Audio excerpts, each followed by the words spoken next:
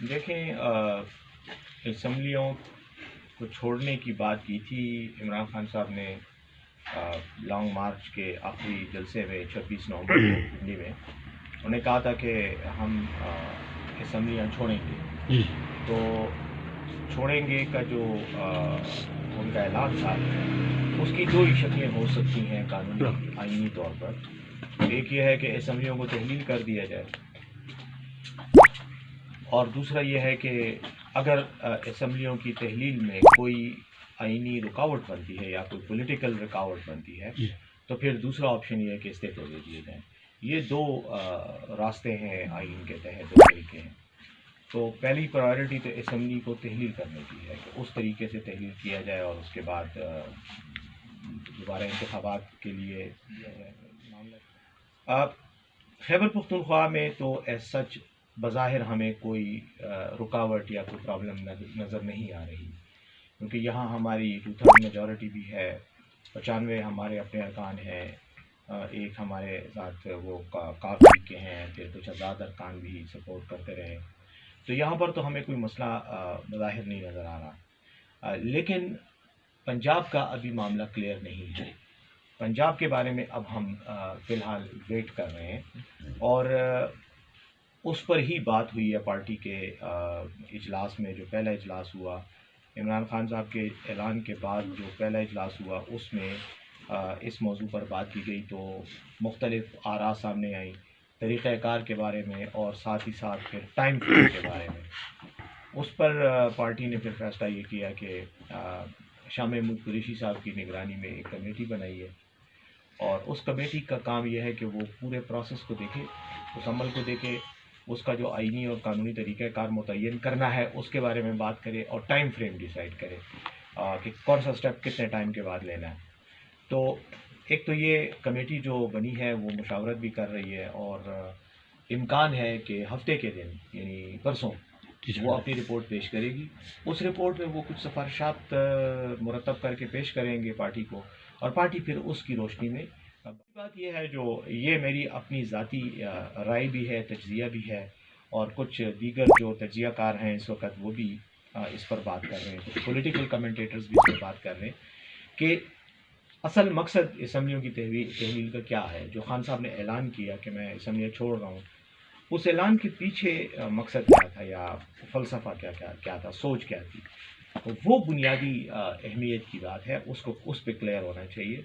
वो ये थी कि हमारा जैसे मुतालबा है, और जिस मुतालबे के लिए लॉन्ग मार्च भी किया गया और एहतजाजी तहरीकें भी चलाई गई, जलसे भी हुए, और मार्च के बाद से लेकर अब तक पीटीआई बार बार यही एक मुतालबा दोहरा रही है कि वफाकी हुकूमत कौमी असम्बली को तहलील करे और मुल्क में आम इंतखाबात का ऐलान करे, ताकि ये जो बेयकीनी की कैफियत है, जो मसाइल हैं सियासी, जो एक बड़े मैंडेट सियासी मैंडेट के बगैर नहीं हल हो सकते, इंतखाब दिया जाए, और इसके बाद आवाम की राय मालूम की जाए, और एक डेमोक्रेटिक डिस्पेंसेशन आए जिसको इख्तियार हो कि वो बड़े बड़े जो इश्यूज़ हैं इस वक्त, हमारे माशी इश्यूज़ हैं, हमारे पॉलिटिकल इश्यूज़ हैं, बैनुल अक़वामी इश्यूज़ हैं, उन पर वो मजबूती के साथ एतमाद के साथ फैसले कर सके।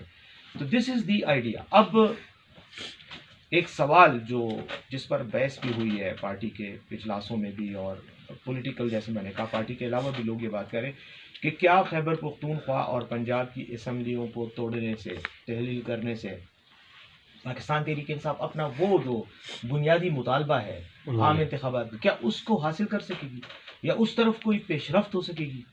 ये एक बुनियादी सवाल है। अच्छा, अब इस सवाल में दो सिनेरियो सामने आते हैं। सिनेरियो नंबर 1 ये है कि अगर तो खैबर पख्तूनख्वा और पंजाब की असम्बलियाँ एक वक्त में तहलील हो जाती हैं, तो इसका लीगल नतीजा ये निकलेगा कि तकरीबन 65% पाकिस्तान की आबादी वो हक़ नुमाइंदगी से महरूम है।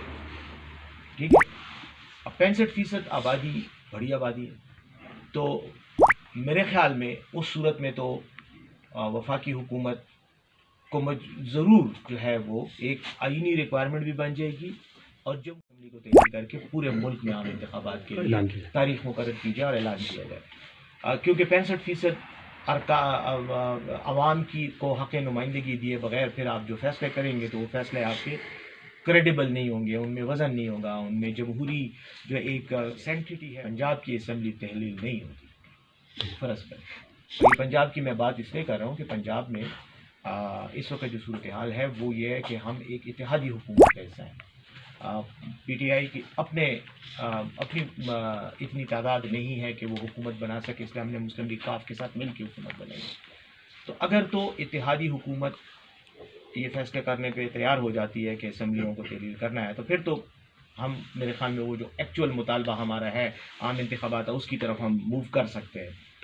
लेकिन अगर किसी भी वजह से, चाहे किसी आइनी वजह से, चाहे पॉलिटिकल वजह से ये काम डिले होता है और नहीं होता, तो फिर जो सिर्फ खैबर पख्तूनख्वा की सूबाई असम्बली को तहलील करने से, मेरी राय ये है, ये मेरा ज़ाती है और आप भी मेरे ख्याल में मुझसे इत्तेफाक करेंगे कि फिर फ़ायदा कोई नहीं है।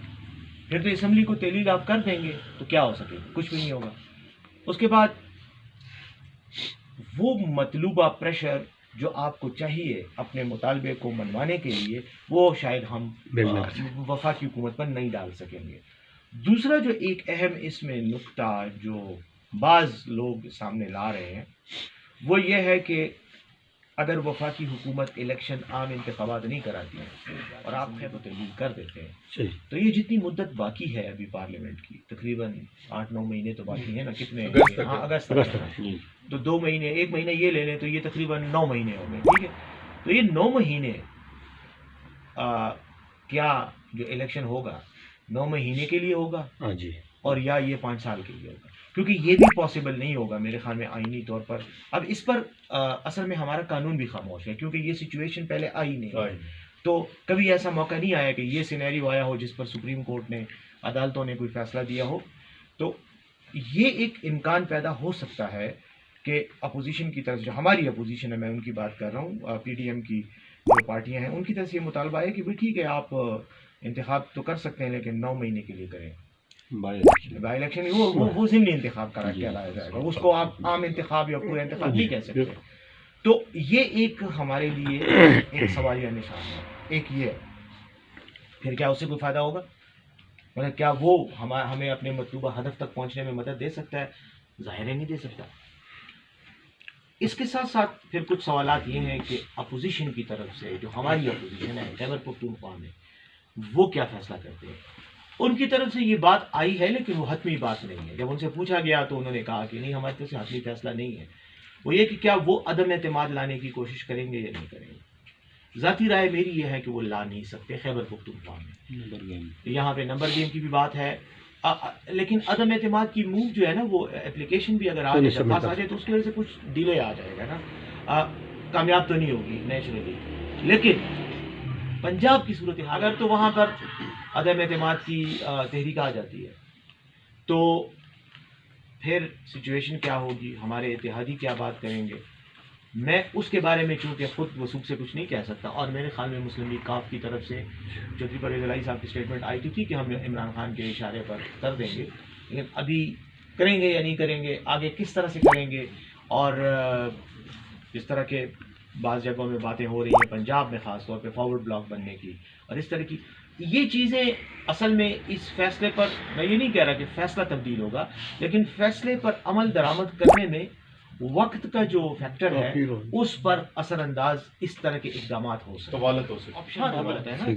तो आज आप अपना कुर्बान कर देते हैं कि चलो कल इससे बेहतर पोजीशन में आ जाऊंगा, और हम ये समझते हैं, हमारा ये बिल्कुल एक मतलब अंडरस्टैंडिंग बिल्कुल क्लियर है हमारी पूरी पार्टी की कि अगर खैबर पख्तूनख्वा में इलेक्शन होते हैं तो हमारी सिर्फ 95 सीटें हैं, शायद ये 95 सीटें 130 सीटों तक चली जाए, हमारा अपना ख्याल है, हम इसके बारे में बड़े कॉन्फिडेंट हैं।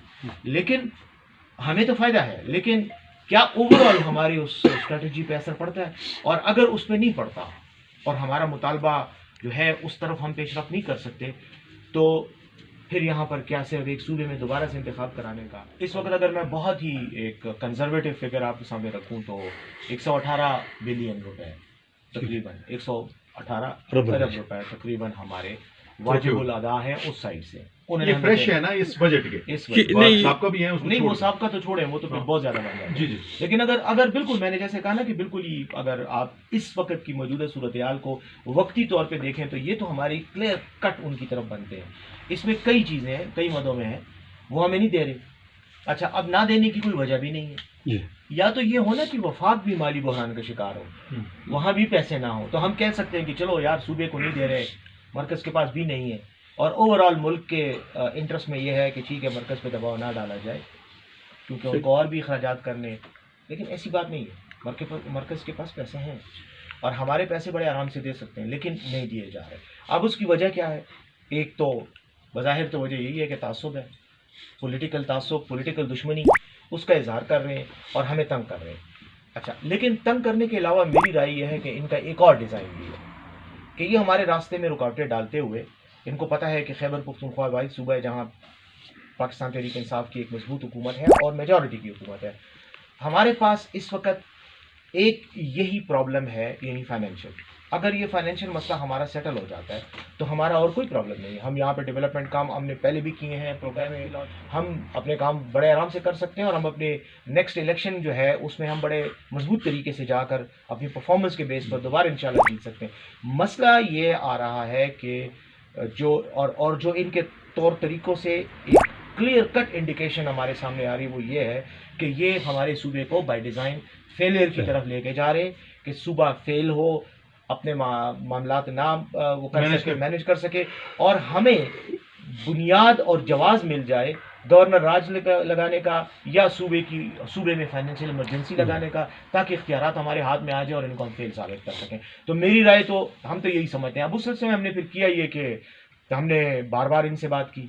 आपको पता है हमारे वज़ीर ख़जाना के लेवल पे तो बार बार बात हुई है, डिमांड्स भी आई हैं। मैंने खुद कई प्रेस कॉन्फ्रेंसेज में डिमांड की है कि हमें हमारे पैसे दो।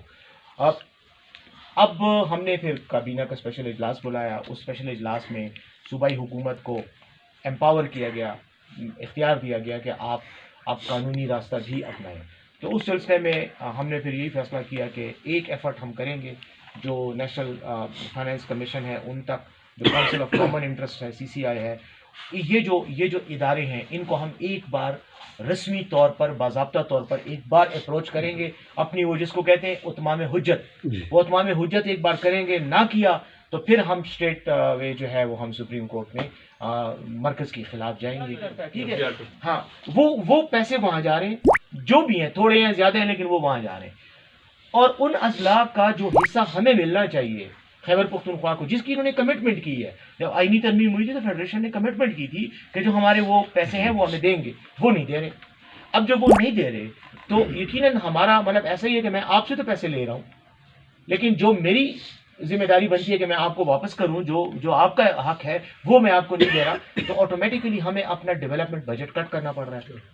इस वक्त 26 अरब रुपए तो फाटा की मद में हमें चाहिए, और इन्होंने कमिटमेंट करने की करंट बजट में कहते हैं कि वो जो रेगुलर अखराजात होते हैं, देखिए वहाँ पर आपको पता है पहले लेवीज होती थी, लेवीज को पुलिस में ट्रांसफॉर्म कर दिया। अब पुलिस में नई भर्तियाँ होनी है, वहाँ पर बहुत बड़ी तादाद में पुलिस के नए हमें लोग चाहिए, फिर उस पुलिस को इक्विप भी करना है, उनको असला भी देना है, उनको गाड़ियाँ भी देनी है, और आपको पता है वो इलाका दहशतगर्दी की लपेट में रहा है। वहाँ पर पुलिस की जो रिक्वायरमेंट है वो आम अजला से ज़्यादा है, जो बंदोबस्ती अजला है यहाँ से ज़्यादा है।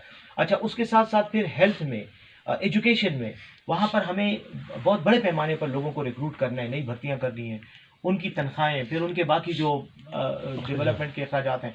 तो करंट बजट में ही हमें इतना मसला पेश आ रहा है। हमने इसीलिए मजबूरन डेवलपमेंट बजट पूरे सूबे का उस पर असर पड़ा है। जैसे आपने भी कहा कि पैसे वापस ले लिए गए, इसलिए लिए गए हैं कि पैसे हैं नहीं। अच्छा, वो पैसे अब तनख्वाहों की मद में जा रहे हैं। तनख्वाह आपको पता है बड़ा इशू है, इसलिए हमारे पास इसके अलावा कोई चारा नहीं है कि अब हम वहाँ जाए। तो एक ये फाटा का इशू आया, ऊपर से आपको पता है कि बजट इधर पास हुआ और इधर जुलाई में सैलाब आ गया। सैलाब ने और पूरे सूबे में चित्राल से लेकर डेरा इस्माइल खान तक, शुमाल से लेकर जनूबी आखिरी हद तक जो है तबाही की है। अब वहाँ पर हम क्या कर रहे हैं, सैलाब की मद में जितनी वफाकी हुकूमत को हमें इमदाद देनी चाहिए थी वो नहीं दे रहे।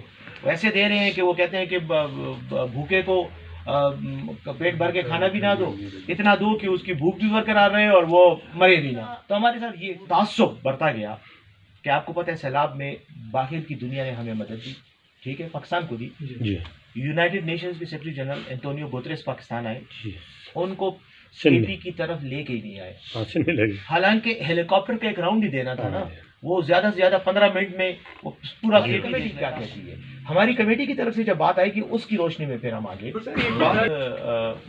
मतलब यकीनन मेरी मालूमात में भी आई है, एक डिस्कशन ये भी हुई है कि जी पहले केपी की असम्बली को तहलील कर दें, असरात का जायज़ा लेते हैं, देखते हैं उसका फ़ायदा होता है।